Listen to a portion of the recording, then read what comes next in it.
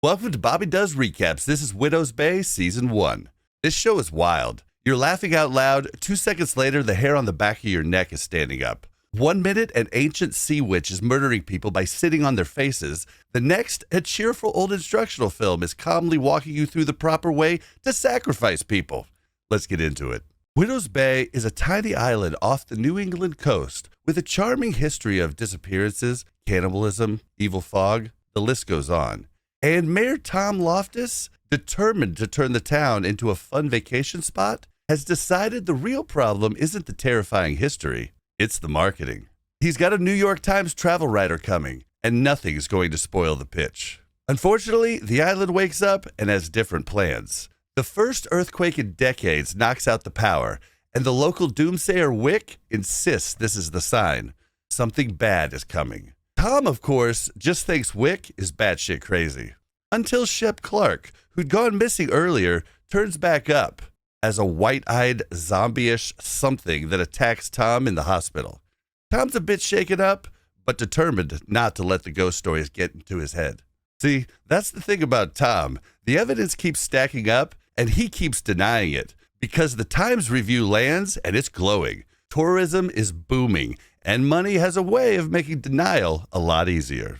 It all begins when the church bell, which has been chained up and out of commission for years, starts ringing. Reverend Bryce starts digging into what that actually means, and what he finds terrifies him. More on that later. Meanwhile, Wick's losing it outside the local Breakwater Inn, screaming it's haunted while trying to board up the door. So, Tom decides to stay the night to prove the legends are wrong. And while he's there, he strikes up a nice little friendship with a guest named Willie.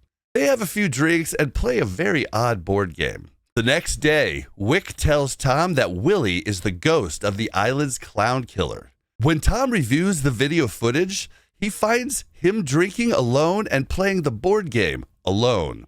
And you'd think this is where Tom realizes that the town might actually be haunted. Nope.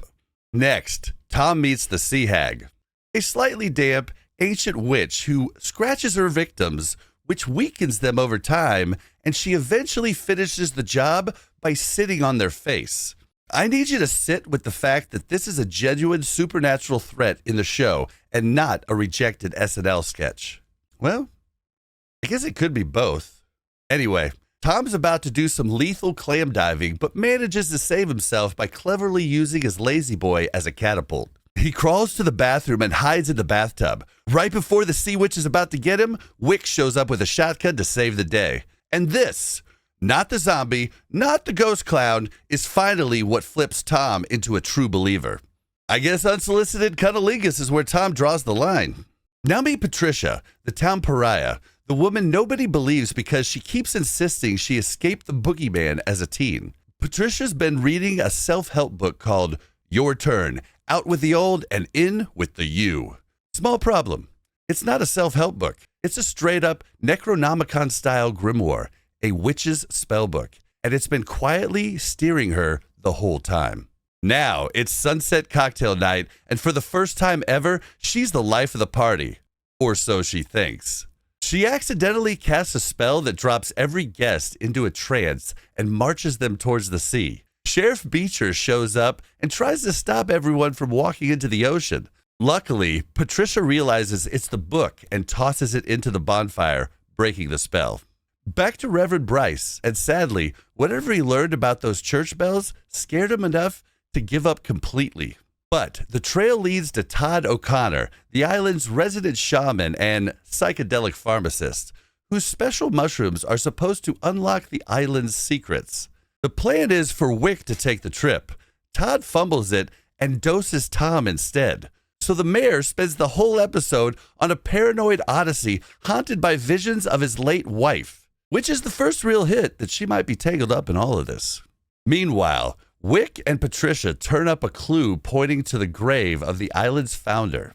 Now, we flash back to 1702.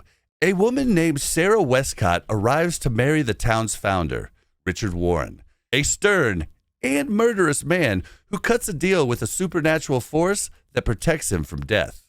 The townsfolk try to assassinate him and fail, because immortal. So they improvise and bury him alive. We also learn the one rule that quietly runs this entire show. People born in Widow's Bay cannot leave, ever. Back in the present, Wick and Patricia dig Warren up, and he's still alive down there. But he's not looking so good. He could definitely use a little Botox, maybe a little moisturizer. Definitely needs to exfoliate. He refuses to talk to anyone except the Lord Island Protector. Assuming it's him, Tom steps up and makes a deal to lift the curse. Turns out, the founder is the key to the curse. Since he made the original deal, his bloodline is cursed.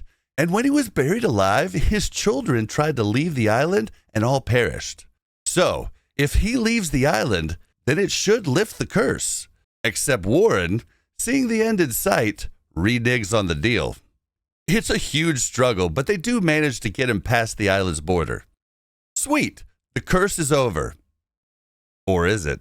In the middle of all of this, Evan, Tom's son, finds some troubling evidence. His father lied about his mother's death. The truth?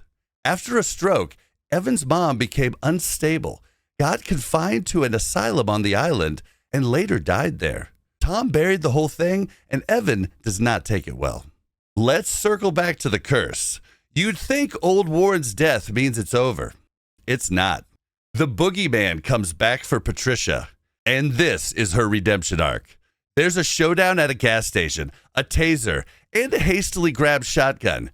Then, just to be sure, she holds the Boogeyman at gunpoint through his entire processing, transport, and cremation. The whole thing scored to Enya's Caribbean Blue. Chef's kiss.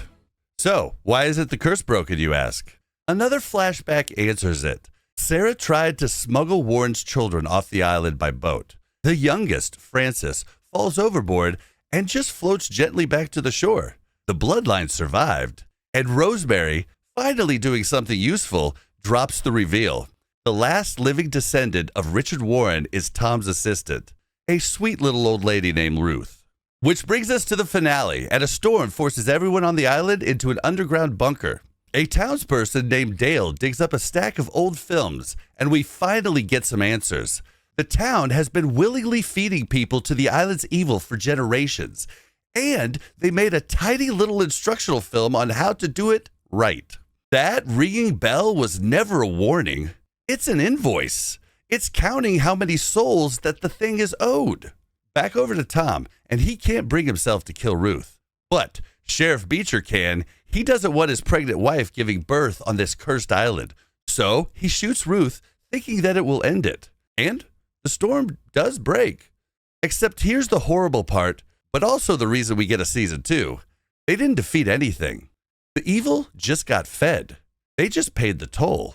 Because Ruth had a secret, an affair, a hidden pregnancy, a daughter named Lauren, who grew up on this island, fell in love, and had a child with a man named, Tom Loftis. Which means the last living descendant wasn't Ruth, it's Evan. Tom spent the entire season lying and scheming and marketing to protect his son. And his son is the bloodline, the one soul that would actually end it. Then the bell rings again, 8 times. The evil isn't full. And that's where Widow's Bay Season 1 comes to an end. Thank you for watching, and consider subscribing so the next time you need a recap, mine show up in your search. Either way, I look forward to recapping another show for you very soon.